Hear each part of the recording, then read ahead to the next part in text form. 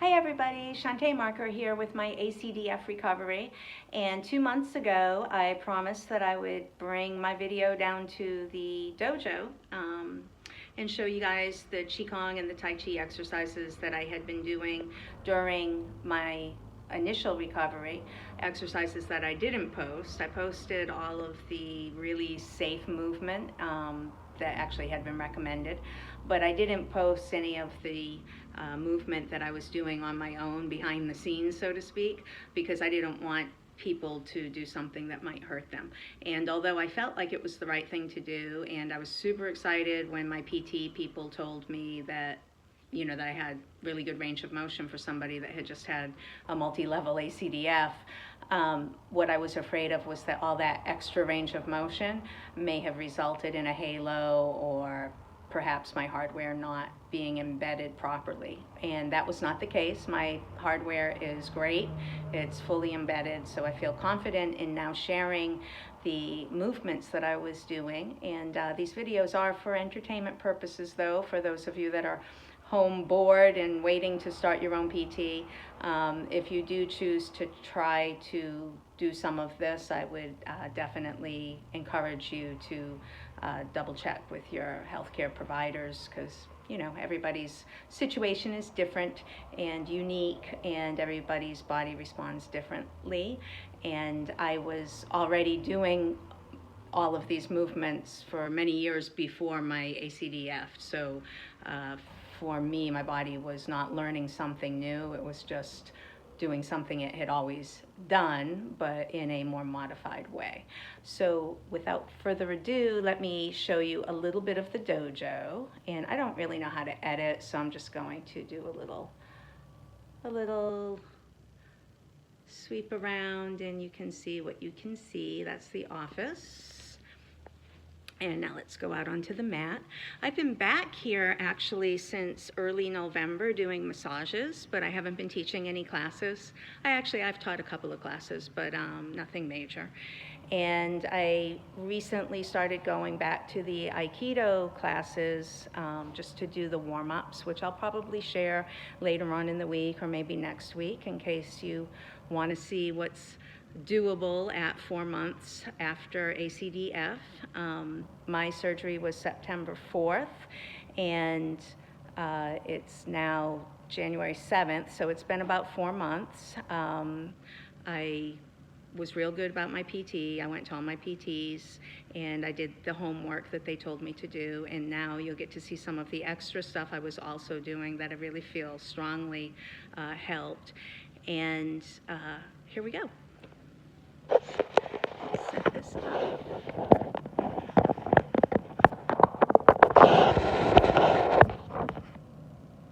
Okay, so one of the collections of exercises that I was doing was something called the 8 Silk Brocade. And so I'll just back away from the video and let you see. And what you'll notice with the Qigong exercises is that your head and your neck are moving together along with the torso. So there's not a lot of movement where I look and then move, which is, I believe, why it worked so well for cervical surgery, as far as not hindering the recovery, but actually helping the recovery. So let us start by finding a foot distance away from each other. Feet are underneath the hips. And let us first start just by uniting breath with motion. So I'm inhaling as I extend my legs, exhaling as I come down. My tongue is to the roof of the mouth, just behind my front top teeth. I'm breathing in a full breath through the nose and exhaling through pursed lips as I sink. And it looks like this.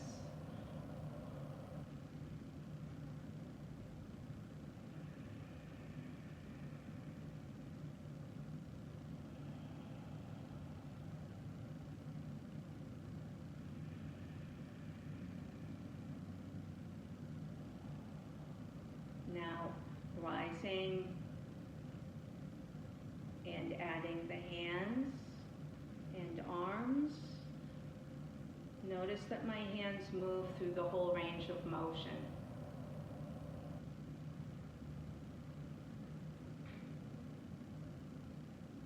It's as though there are strings attached to the tops of my wrists, pulling me up as I rise. And then I'm leading with my palms as I come down, letting the fingers trail.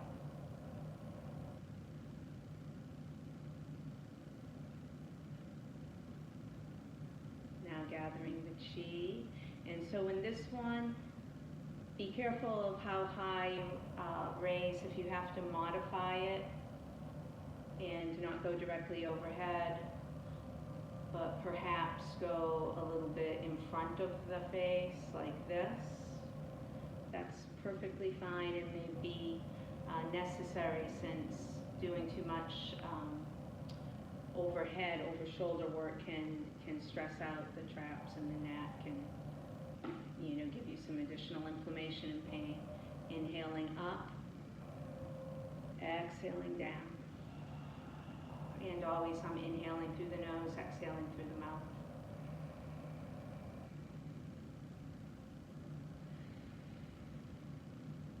And now I'm sinking all the way forward. In the beginning, I didn't sink forward to do the support heaven like a white marble pillar. Instead, I stayed erect and I just did the arm motion for the first couple of weeks. But then around week 10, I did start with the leaning forward, sinking down to the ground.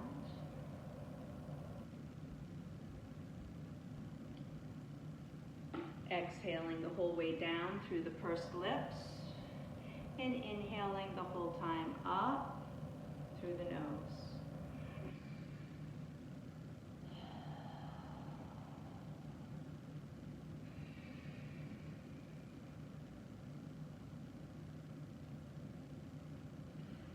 And then going to the feeding position, hands in front of the lower stomach, also called the dantian, or in Japanese, the tanden.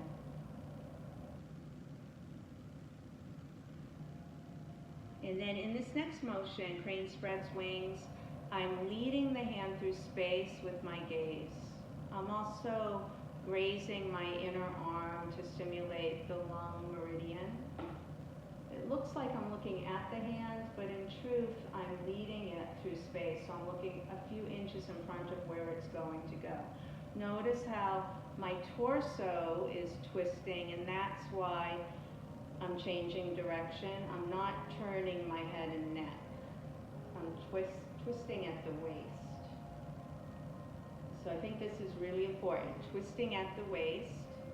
And I really do believe that that's why these movements that at first glance would be, in fact, my PA told me don't do those movements, but after I explained to her why I thought they were safe, she agreed that they were safe. And clearing the shell. And now we add a little bit of lower body. I noticed that after my surgery, my balance had really taken a nosedive, which is another reason why I highly recommend finding a Qigong or Tai Chi instructor, because it is one of the best forms of exercise for balance. I'm peeling my heel off the ground. In the beginning, I just traced along the floor with my ball of my foot. Now I'm getting to the point where I can take the foot right off the ground again. So slow and small modifications to make the motion doable, with the idea that eventually we'll be able to do them the way they're supposed to be done. And this is called opening the door.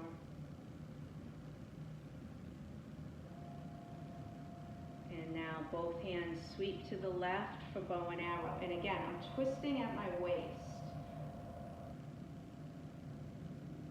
Now adding a little bit of head rotation. And again, I'm leading my hand through space with my gaze. I'm looking out over my hand, and then both hands sweep to the other side as I survey the horizon. And then I engage the string hand, pulling it back as though I'm pulling back a bow. And then returning it, then again looking out over my sight hand. Coming through center. Ideally my hands and my head are in the neutral position at the same time.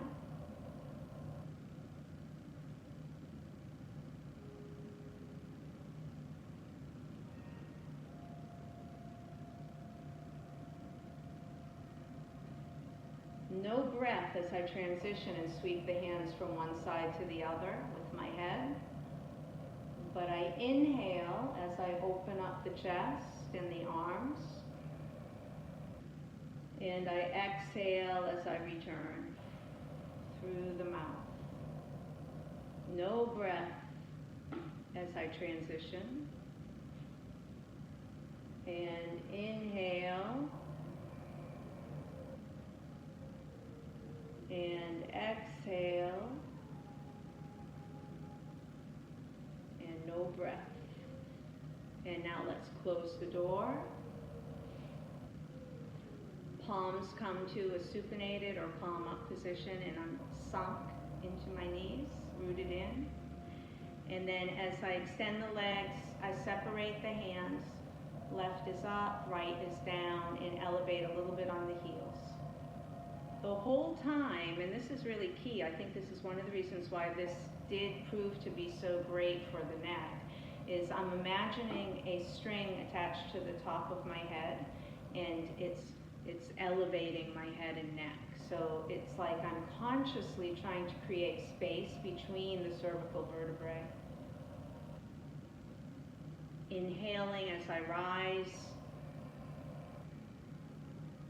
Exhaling as I sink. And then the hands come up in front, and I'm going to just bounce a little bit, called ragdoll.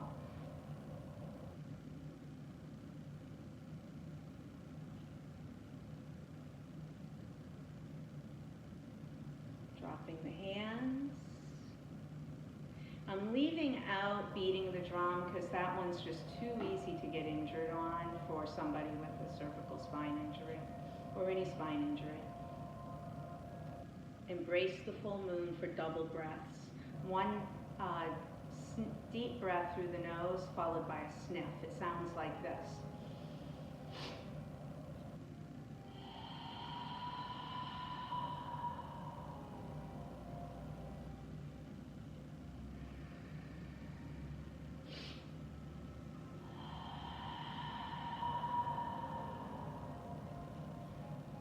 Switch sides.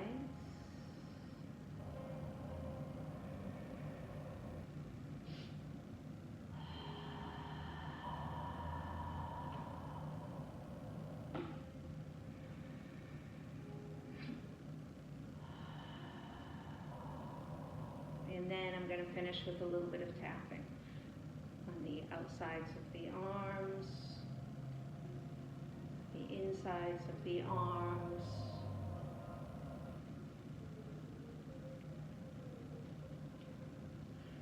thumbs inside the fists, and a little bit of Ming Mong stimulation, lower back and sacrum area. So the tapping is just to try to encourage some stimulation to the nervous system, the circulatory system, and also to trigger some of the pressure points. And then we're also going to massage the ears. Auricular massage is fantastic for the whole body, as the ear is a little microcosm of the body. So it's like a blueprint of the rest of the body. Both sides.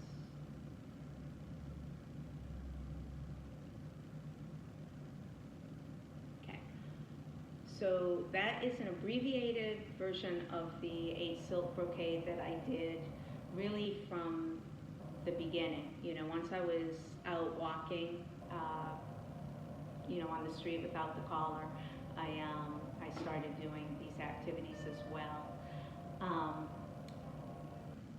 Next time, we'll go ahead and I'll put some of them together to show you the Tai Chi form itself. So just by practicing the Qigong motions, you can also start to bring that knowledge into a collection of exercises known as the Yang 24 short form.